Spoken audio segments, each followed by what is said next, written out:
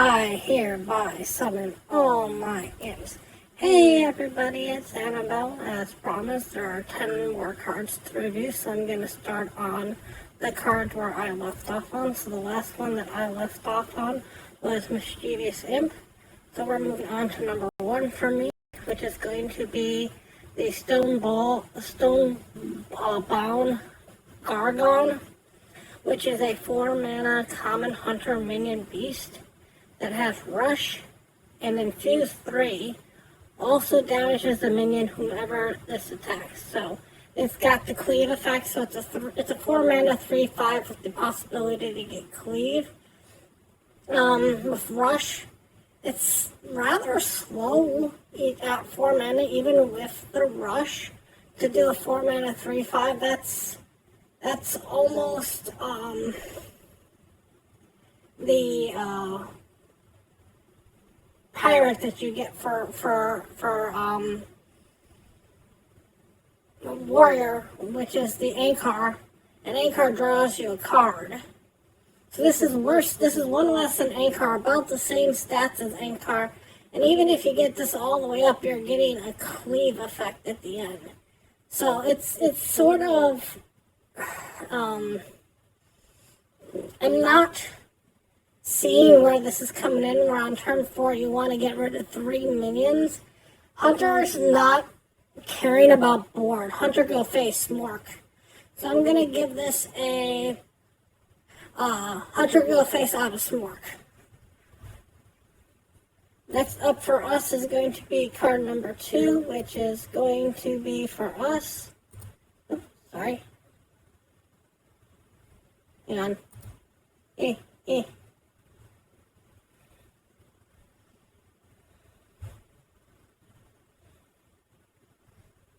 Hang on. We had a little hiccup there, so hang on.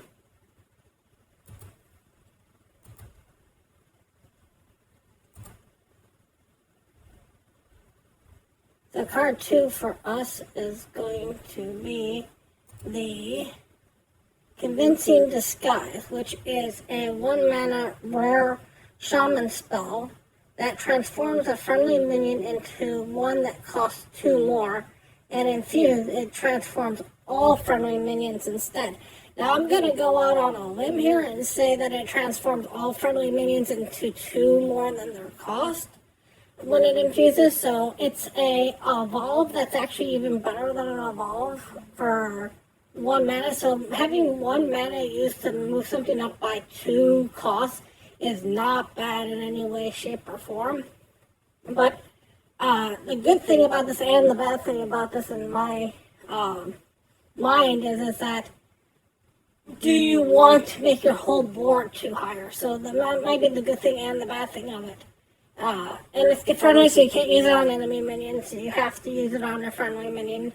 But going up by 2 is a big boon for 1 mana. To have something that's lost some health, lost some attack, maybe even something that's been silenced, something that's at the correct break point where there's not that many 6s, and having a 4 turn into a 6 for 1 extra mana. And with the location for Shaman down, you can actually use the location for Shaman, jump it up by 1, and then jump it up by 2 by using this again. So that's a 3 cost jump for, having something down before this and playing this down. So I would be very interested in this card and very aware of this card, because this is probably the first infuse that I've seen so far where you don't almost want it to be infused. So I'm going to give this a evolve out of Mass Evolve. Next up for us is number 3, which is the Vile Library, which for us is going to be the 2-mana rare Warlock location card. It has 2 durability on it, and it gives a friendly minion +1/+1, repeat for each imp you control. Now, the good thing and the bad thing about this is you have a minion down on the board, and you play this, But here's the thing. You need imps on your board.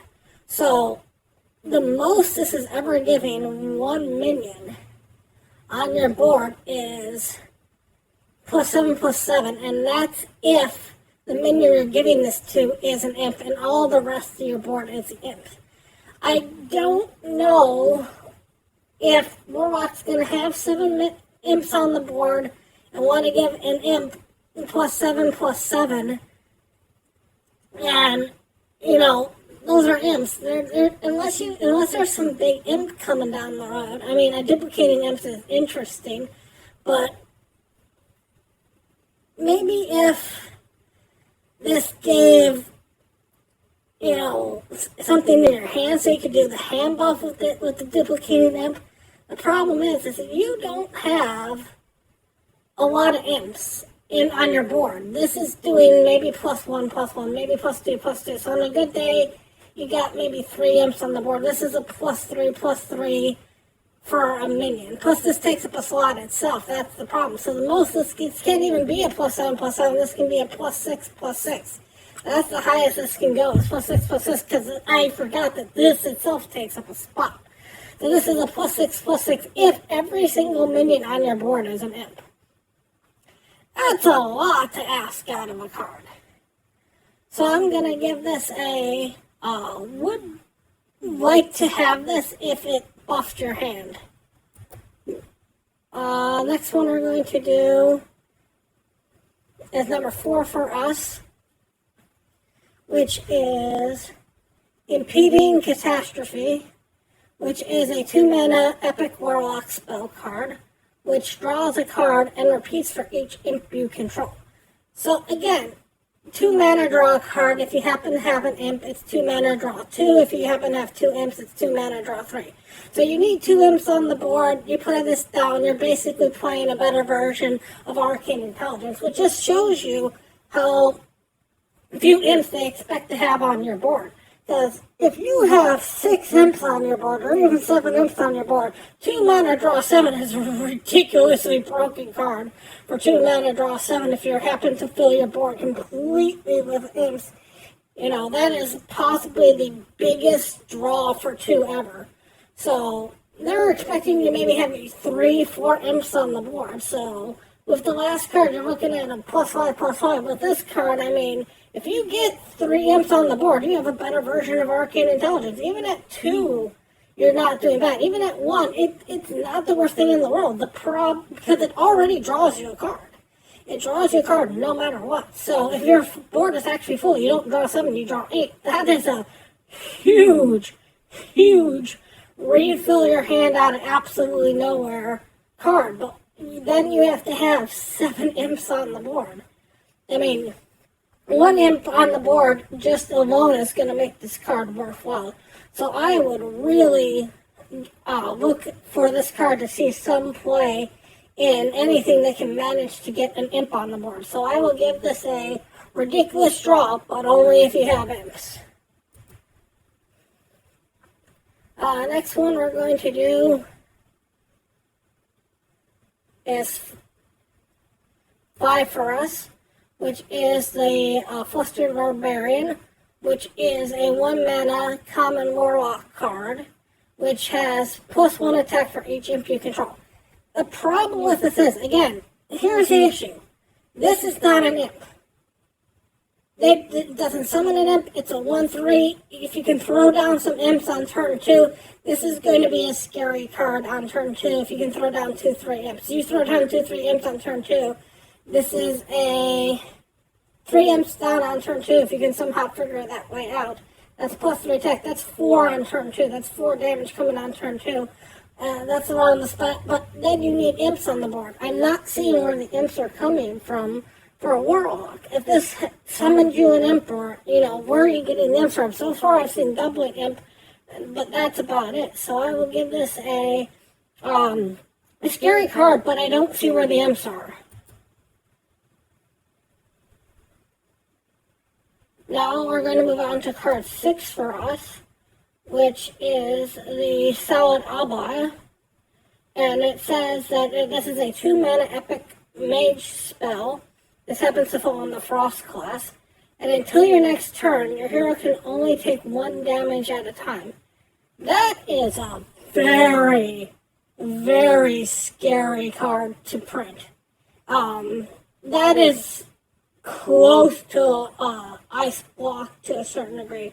That is, I mean, your opponent knows that that's coming down, but I mean, Timeout was a scary Paladin card, and this is almost the scariest Timeout. Unless you got something really weird that's doing 1 damage and doing a lot of damage 1 ping at a time, which you can do with the neutral for Sire and Nathria, but I mean, that is scary. You got 6, 7 things on the board that are all big creatures. That's, you're basically saying for 1 turn you're not getting touched. So I would really be interested. I'm going to be really shocked if this card doesn't see at least a little bit of play come around because of how exactly scary this can be. So I will give this a immune is always a scary effect, and this is as close to immune as you can get right now.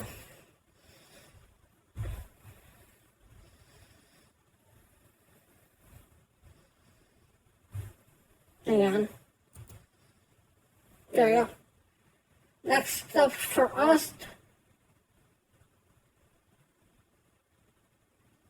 is card 7, which we're moving back to Warlock again, which is Ink King Reform, which is a 6-mana legendary Warlock minion card, and it has Resurrect 4 friendly imps. Infuse, give your imps +2/+2. Now, if you have gotten to the point where you've had imps die, and this is in your hand, so this will resurrect up to 4. So the infuse is easy to get if you've already played imps. So you're playing 4 imps before you play this. You have something else die, you play this, you get back 4 imps. Let's assume the imps are just 1/1/1/1s. That's 4 3/3s on the battlefield right off the bat. And it's basically the problem is that that's taking up 5 slots on your board. You have 5 slots on your board to use this at that point. I mean, it's a big bomb. It's almost, Dr. Boom bombs stats, here's, if you have 4 down and you have the slots, that's a 6/6 plus 3 3 4 times, so that's 3 6 9 10 11 12 plus a 6/6, that's an 18/18 board coming out of nowhere on turn 6. And all you have to do is have 4 imps die and something else by turn 6. That's not impossible to do. And and if it resurrects the first 4 imps that you lost, that's where I gotta see is how it determines the imps. Like if you can use the 3/2 imp to get this back, like in turn 1, turn 2, you play the 3/2 imp, and then this comes back. That's gonna be a scary board to look at to come out. So I'm gonna give this a if you can find the imps to make this work, it'll be good. Next up for us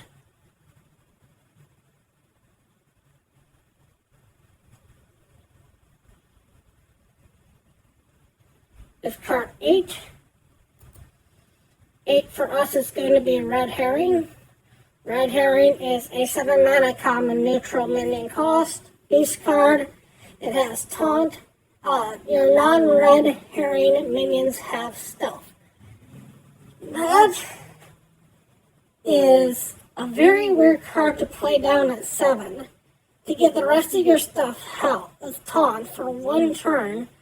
To waste a turn 7, 3/12 taunt, basically do nothing, give the rest of your, it almost gives it pseudo spell shield or pseudo spell taunt, because you can't target any other creature because they're all stealth unless you kill this or unless you use an AoE effect. The problem is there's a lot of spells by turn 8 are big AoE spells, and you're not going to care that this is stealth, and you might have a way just to kill this with 1 single card by removing a beast. There's a pirate that exists right now that just takes down a beast for 3 mana. lock down the parrot, kill this beast, move on with your world. So I will give this a, I don't know how this is being used on turn 7. Next up for us is card 9.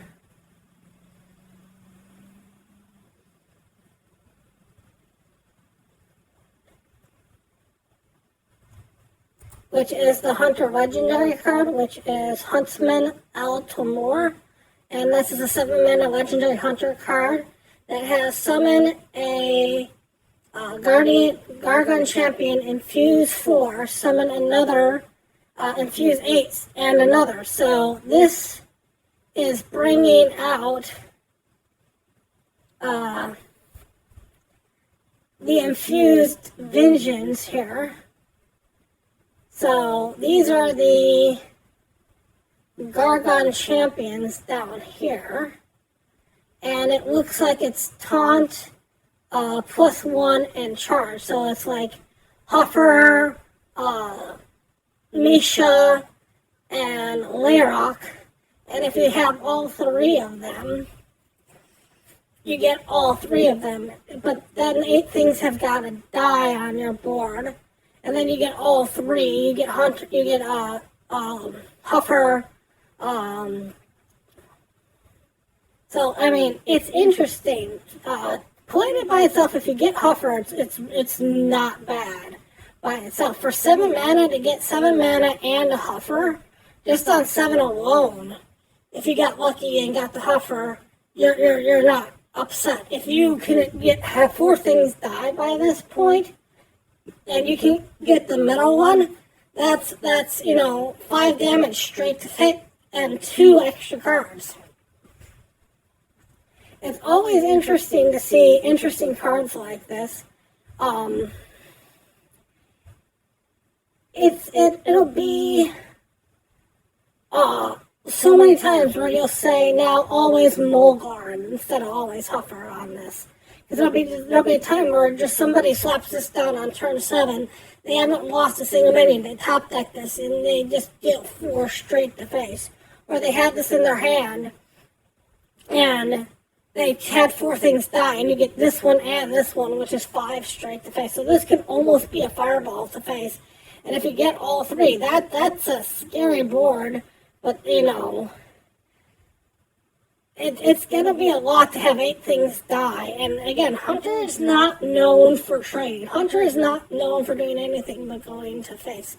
So I will give this a always Molgar.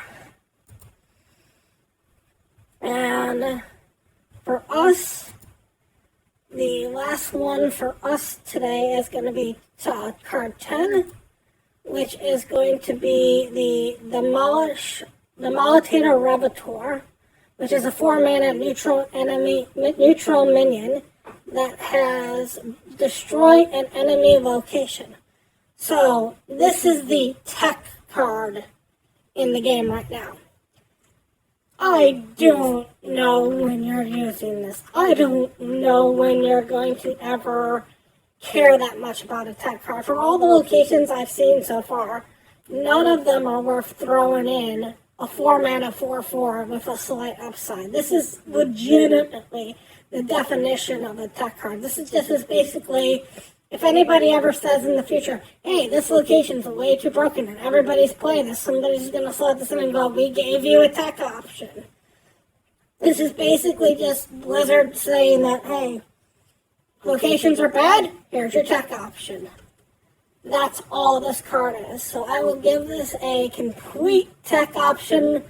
If locations are good, we'll see some play. If locations are bad, it's just a pack filler. That is the 10 that came out.